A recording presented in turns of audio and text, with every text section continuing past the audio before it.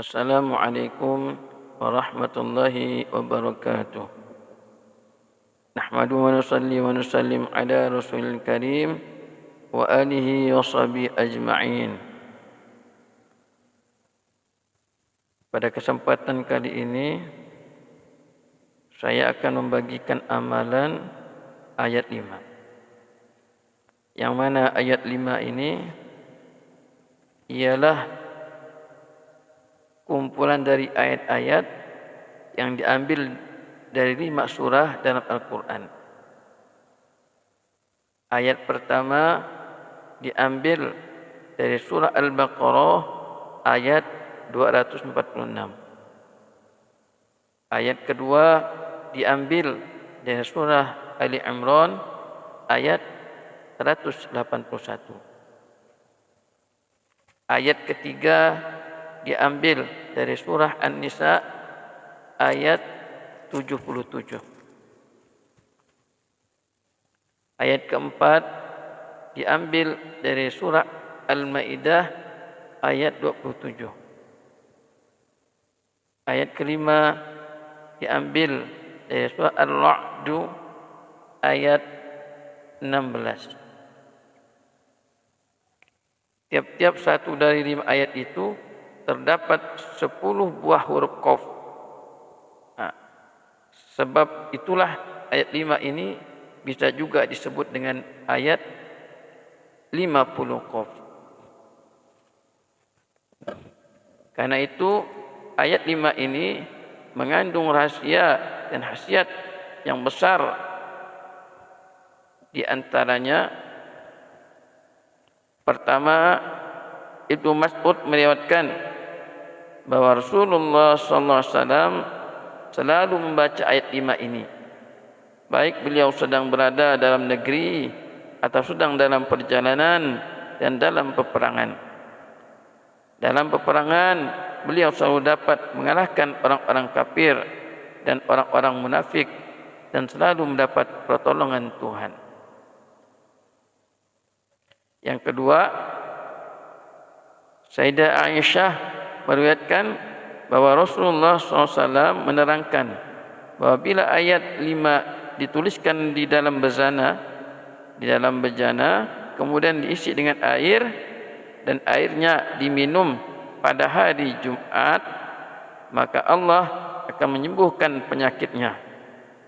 Kemudian diisi hatinya dengan nur, hidayah, keyakinan dan kasih sayang. 3.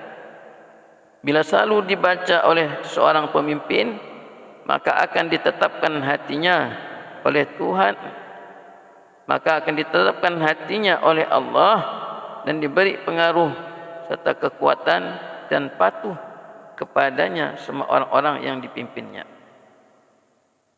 Yang keempat, jika ditulis dan digantungkan pada ujung senjata untuk menghadapi musuh dalam pertempuran, maka Allah akan memecah belahkan kekuatan musuh.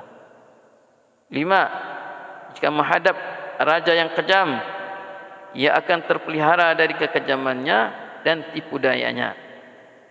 Ayat 5 adalah dinding dari kejahatan manusia dan jin serta syaitan. Kemudian fadilah ke-6, Salman Al-Farisi radhiyallahu anhu berkata, Rasulullah SAW mengajarkan kepadaku ayat 5. Kemudian beliau berkata, siapa yang membaca dan mengamalkannya, Allah akan melanjutkan usianya dan mengampuni dosanya dan mudah tercapai apa yang dikehendakinya. Ini keterangan ini diambil dari tafsir Al-Arais.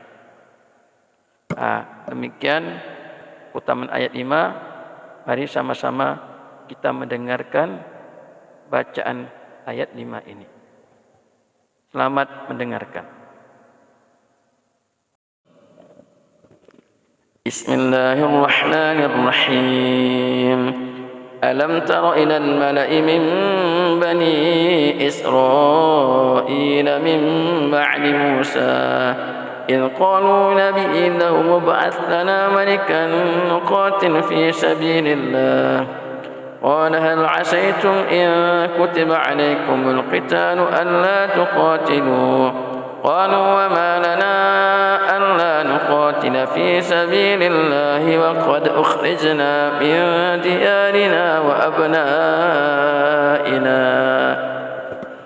فلما كتب عليهم القتال تولوا إلا قليلا منهم والله عليم بالظالمين قدير على ما يريد قدير على ما يريد قدير على ما يريد لقد سمع الله قول الذين قالوا إن الله فقير ونحن أغنياء سنكتب ما قالوا وقتلهم الأنبياء بغير حق ونقول ذوقوا عذاب الحريق قوي لا يحتاج إلى معين قوي لا يحتاج إلى معين قوي لا يحتاج إلى معين ألم تر إلى الذين قيل لهم كفوا أيديكم وأقيموا الصلاة وآتوا الزكاة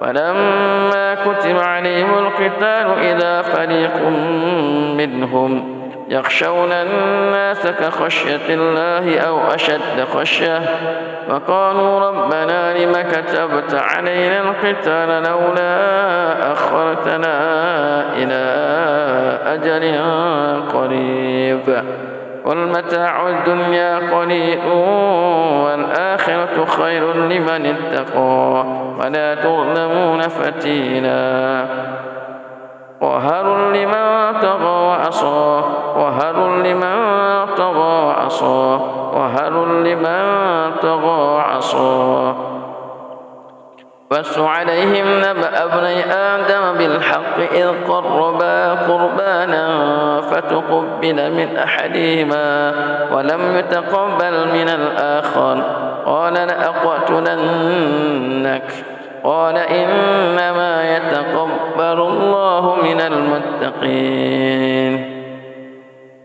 قدوس يهدي من يشاء قدوس يهدي من يشاء قدوس يهدي من يشاء قل من رب السماوات والأرض قل الله قل أفاتخذتم من دونه أولياء لا يملكون لأنفسهم نفعا ولا ضرا قل هل يستوي الأعمى والبصير أم هل تستوي الظلمات والنور أم جعلوا لله شركاء خلقوا كخلقه فتشابه الخلق عليهم قل الله خالق كل شيء وهو الواحد القهار قيوم يرزق من يشاء القوة قيوم يرزق من يشاء القوة قيوم يرزق من يشاء القوة